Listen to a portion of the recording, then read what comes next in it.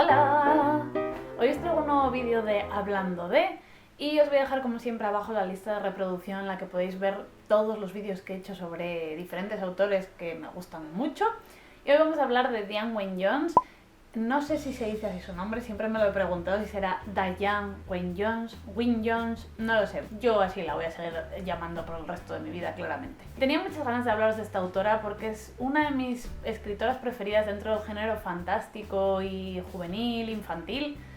La adoro, me gusta muchísimo y sí que es verdad que no he leído tantos libros como me gustaría de ella, pero ya tenía muchas ganas de hacer este vídeo, así que venga, me he lanzado aquí a lo loco. Yo esta escritora la conocí, creo que como mucha gente, gracias a la adaptación de El castillo ambulante, una peli del estudio Ghibli de Miyazaki que me gustó muchísimo en su momento.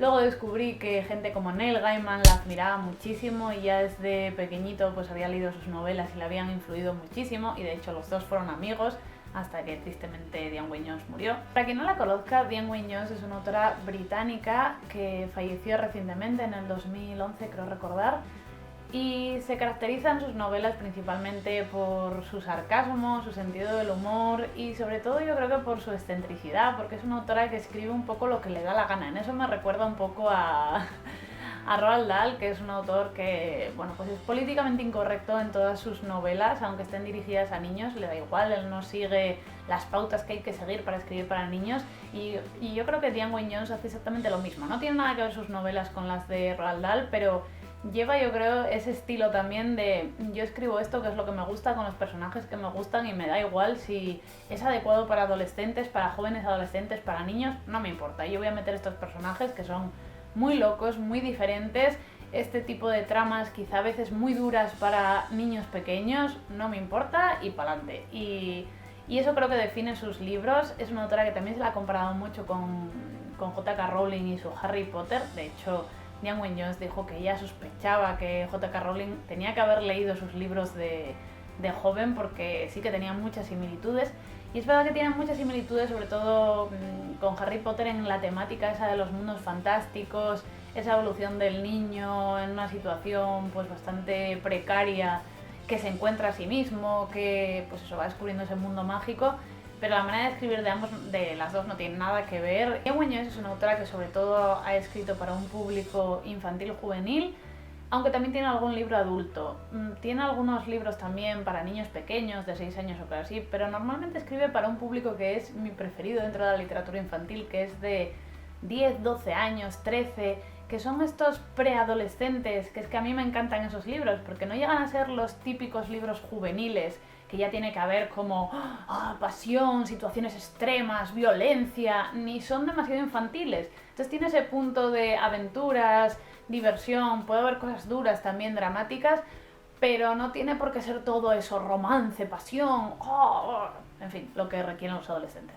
Tiene varias sagas o trilogías y luego tiene novelas autoconclusivas. En España hay poco editado de ella, desgraciadamente.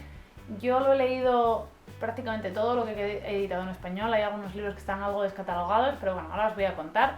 Quizá, ya digo, el más conocido sea El castillo ambulante. Es una novelita, ya veis, súper pequeñita de tamaño, de todo. La edición es chula, la verdad, es bonita y así manejable.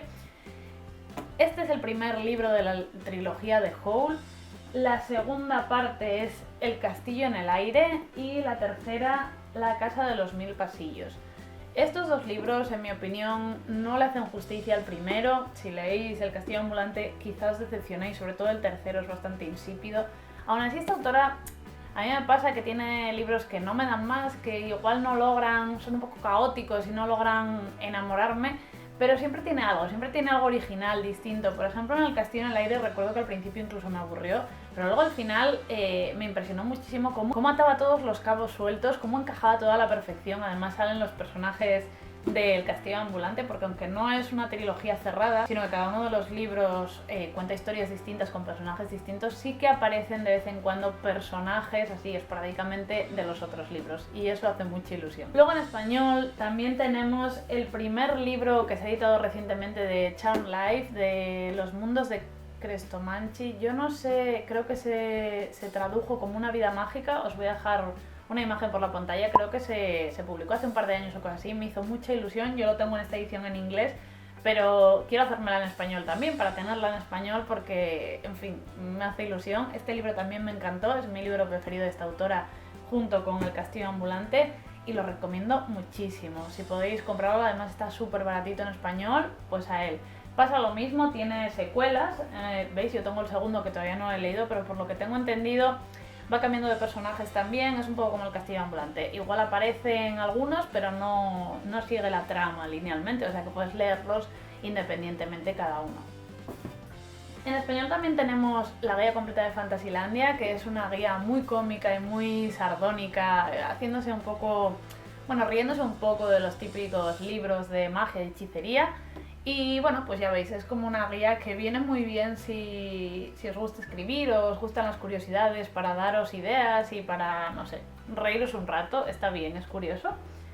Y luego tenemos Hextooth, que es un libro que yo creo que está descatalogado, fue el primero que me compré de ella y lo empecé a leer hace bastantes años, a ver si tiene una fecha, 2006. Lo empecé a leer en el 2006 y no me gustó y lo abandoné. Luego fue cuando la redescubrí con El castillo ambulante, le volví a dar una segunda oportunidad y sí que me gustó mucho. Al principio le cuesta mucho arrancar, pero luego cuando lo consigo es un libro de ciencia ficción, fantasía, una mezcla rara que también merece la pena. Y por mi parte también tengo The Game, que es un libro que ya os hablé aquí en el canal, tampoco está en inglés y no es un libro que me emocionara particularmente. Aún así, lo que digo, Diego Muñoz lo que tiene es que todos sus libros, te gusten más o menos, tienen ese punto de originalidad brutal que tenía esta autora, que es algo que es lo que a mí más me gusta de ella, que es súper original. Otra cosa que me encanta es cómo hila las tramas, lo que os decía antes. Tú empiezas pensando que es una historia súper sencilla, plana, empieza a meter elementos, a desconcertarte un poco, que a veces crea incluso confusión, no sabes por dónde va a tirar y al final todo encaja, todo, no sé, le saca punta absolutamente todo lo que había ahí y eso es algo que te crea mucha curiosidad. Estás leyendo y aunque el libro en cuestión, como este por ejemplo, no sea de sus mejores novelas, siempre consigue que te intereses y quieras seguir porque te crea mucha curiosidad. En español también tenemos otro libro de ella aquí, detrás del que llevo bastante tiempo, a ver si, no sé, me lo compro ya de una vez. Que se llama Cristal embrujado. No lo he leído, no sé cómo será, pero bueno, yo me lo voy a comprar cuando pueda porque esta autora ya os digo que me encanta. Y luego tiene un par de novelitas, pero ya digo, para un público más infantil, pues eso, de 6, 7 años, se llamaban Huéspedes horripilantes, os podéis imaginar. Yo creo que estas son las novelas tipo Roald Dahl, quizá me haga con ellas. Y luego la otra es Erwick y la bruja. Bueno, típicos libros más infantiles. Bueno, este tipo de historias, como os decía al principio, ella utiliza mucho sentido del humor, es muy sardónica, muy crítica también, con personajes muy distintos. Son las típicas historias de fairy tales, para que os hagáis una idea, de magos, brujas, de los típicos niños abandonados o niños huérfanos, los castillos, los reinos lejanos. En realidad es una autora que, contando todo historias como muy, pues eso, de cuentos de hadas, muy tradicionales, siempre mete cosas en los personajes que a mí me gustan mucho porque representan mucho la sociedad que nos rodea. Son personajes nada típicos, de hecho puede crear protagonistas incluso muy desagradables, niños que ves que son así en la realidad. Y eso me gusta mucho porque también introduce personajes bastante atípicos. Por ejemplo, me estoy acordando de Howl, que es un personaje que yo creo que a todos nos ha gustado mucho porque es muy cínico, es muy egocéntrico. Son personajes llenos de claroscuros que consiguen atraerte muchísimo, pero no solo por sus cosas buenas, sino sobre todo por sus defectos. Ahora quería hablaros un poco de lo que yo recomiendo para empezar con esta autora. Ya digo que es una autora un poco complicada, bueno, complicada entre comillas, porque sé que hay mucha gente que empieza a leer sus libros, se decepciona, no le da más, los deja.